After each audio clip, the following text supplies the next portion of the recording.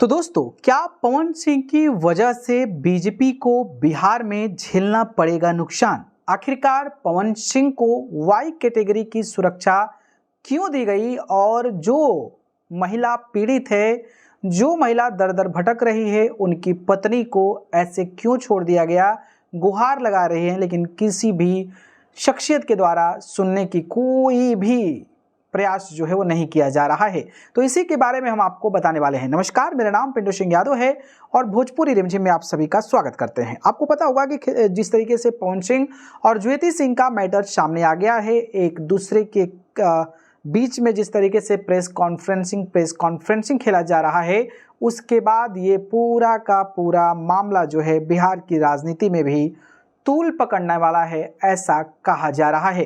माना यह जा रहा है कि जिस तरीके से भारतीय जनता पार्टी ने थ्रेड्स को लेकर जिस तरीके से ज्योति सिंह का विवाद चल रहा है, तो पवन सिंह के कई जगह पुतले जलाए गए और कई जगह पुतले जलाए जाने के बाद करणी सेना तक विरोध में आ गई और पवन सिंह का लोग विरोध कर रहे हैं और सोशल मीडिया पर थ्रेड्स भी दे रहे हैं। तो गृह मंत्रालय के द्वारा, क्योंकि रिसेंटली अभी बीजेपी का दामन थामा है, उन्होंने अमित शाह और गृह मंत्री जो हैं और जेपी नड्डा जो अध्यक्ष हैं और हेल्थ मिनिस्टर हैं, कैबिनेट मिनिस्टर हैं भारत सरकार में, तो उनसे मुलाकात के बाद माना जा रहा है कि बीजेपी का पूर्ण रूप से सदस्य हो चुके हैं और बिहार में जिताने के लिए पूरा का पूरा प्रयास करेंगे। तो गृह मंत्रालय ने उनको वाई कैटेगरी की सुरक्षा दे दिया है और वाई कैटेगरी की सुरक्षा में 11 जो होंगे पुलिसकर्मी, वो कहीं ना कहीं तैनात होंगे, जिसमें 2 कमांडो भी होंगे। तो अब सवाल ये है कि भाई पवन सिंह को तो वाई कैटेगरी मिल गई, लेकिन ज्योति सिंह जो पीड़ित है उसको क्या मिला? अब एक और चीज निकलकर सामने आ रही है, वो ये है कि पवन सिंह को बिहार में स्टार प्रचारक के तौर पर भारतीय जनता पार्टी उतार सकती है। चुनाव लड़ेंगे कि नहीं लड़ेंगे, इसका तो आने वाले समय में पता चलेगा। ऐसा कहना है कि बात भी नहीं हुई इस मामले को लेकर, लेकिन स्टार कैंपेनर के तौर पर पवन सिंह बिहार की राजनीति में उतरने वाले हैं।